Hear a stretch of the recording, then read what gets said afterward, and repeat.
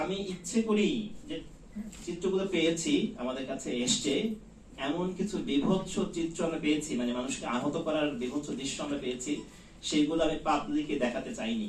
এই জন্য আমি এখানে আনিনি। জাস্ট যেগুলো দেখার জন্য অন্তত সহনীয় সেগুলো এনেছি আমরা। অবজারভেশনে চলে এসছে, এই বিষয়টি বোধ আমাদের কথা বলা দরকার। এবং আরেকটা জায়গা আমরা দেখেছি, সেখানে হচ্ছে একটা বিশেষ প্রতীকের সিল আগেই সেখানে মারা হয়েছে।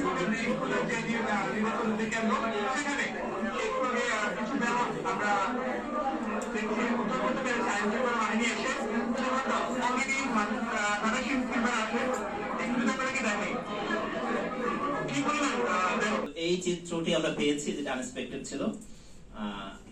তবুও আমরা সার্বিক অবজারভেশন হচ্ছে আমাদের ইলেকশন ভালো হয়েছে, কিছু কিছু ব্যতিক্রম ছাড়া, এবং সেটি ইন্টারন্যাশনাল বিভিন্ন পর্যবেক্ষণ সংস্থা এখানে কাজ করেছে, তারাও বলেছে যে নির্বাচন ভালো হয়েছে।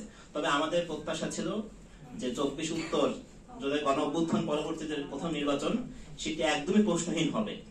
সম্ভবত একদম প্রশ্নহীন হয়নি। এই জায়গাটিতে আরো বেশি কাজ করবার সুযোগ রয়েছে, আমরা সেটি রেকমেন্ড করছি এখান থেকে।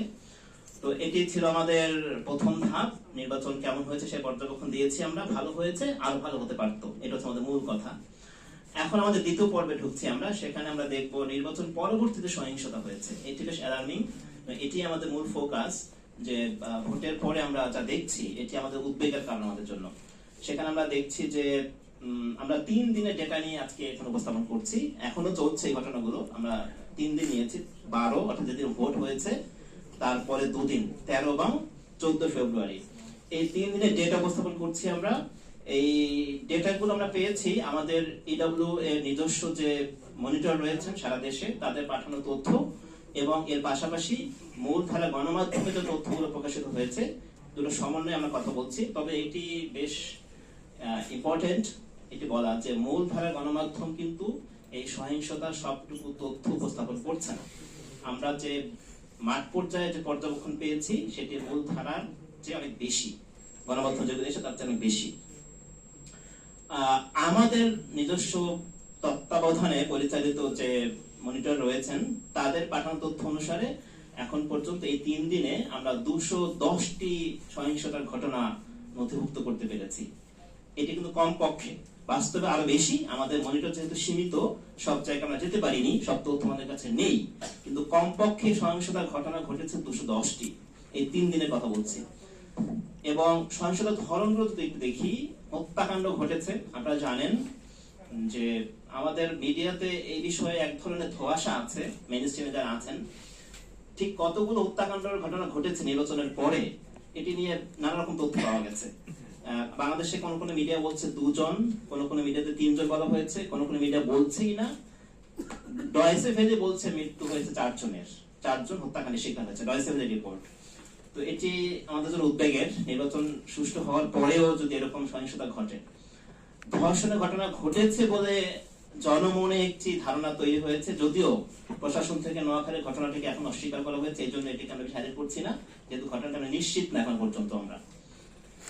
এরপরে আমরা দেখবো শারীরিক হামলা হয়েছে সবচেয়ে বেশি, বেশ অ্যাসল্টের ঘটনা ঘটে গেছে এই 3 দিনে।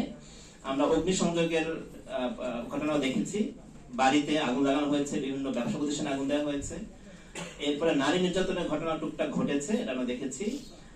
বাড়িঘর, অফিস এবং চেম্বার, কোন কোন ডাক্তার যেহেতু সে ভিন্ন প্রতীকে ভোট দিয়েছে, এই কারণে তার ডাক্তারের চেম্বারও হামলা করা হয়েছে। আমরা দেখেছি হুমকি দেওয়া হয়েছে বেশ কিছু ক্ষেত্রে, জমি দখলও করা হয়েছে। জাস্ট ক্ষমতার পালা বদলের পরেই জমি দখলের একটি পায়তারা আমরা দেখতে পাচ্ছি। লুটপাট তো করা হয়েছে বিভিন্ন জায়গায়। আর হচ্ছে একটা ঘটনা পেয়েছে, মসজিদ থেকে ইমাম সাহেবকে বের করে দেওয়া হয়েছে এই নির্বাচনকে ইস্যু কেন্দ্র করে। তো এইগুলো হচ্ছে মোটা দাগে আমাদের ক্যাটাগরি, যে কোন কোন ক্ষেত্রে সহিংসতার ঘটনা ঘটেছে।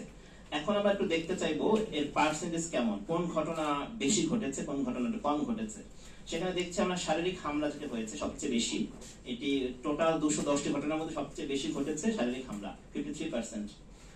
এরপরে আমরা দেখছি বাড়িঘর, অফিস, চেম্বারে যে হামলার কথা বলেছি সেটি 14% ঘটনা ঘটেছে এরকম।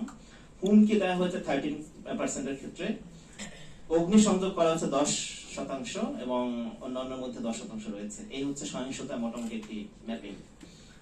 আমি ইচ্ছে করি যে চিত্রগুলো পেয়েছি আমাদের কাছে এসছে, এমন কিছু বিভৎস চিত্র আমরা পেয়েছি, মানে মানুষকে আহত করার বিভৎস দৃশ্য আমরা পেয়েছি, সেইগুলো আমি পাবলিকে দেখাতে চাইনি, এই জন্য আমরা এখানে আনিনি। জাস্ট যেগুলো দেখার জন্য অন্তত সহনীয় সেগুলো এনেছি আমরা।